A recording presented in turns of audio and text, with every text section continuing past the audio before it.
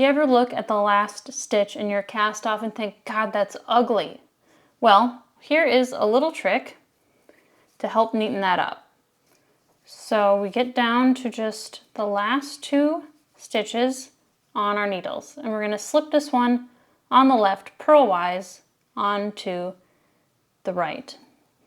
Now we want to grab the V right below it. It's a little bit wonky, but you can see right there, that's the left leg of the V. So we're going to go in underneath it and pick it up.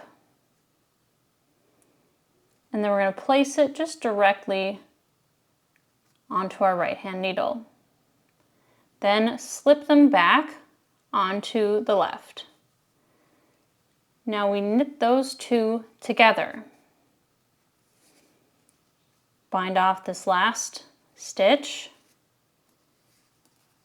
and now we can pull it through. Just pull up and then grab this end and then pull it tight. And doesn't that look so much better than that one?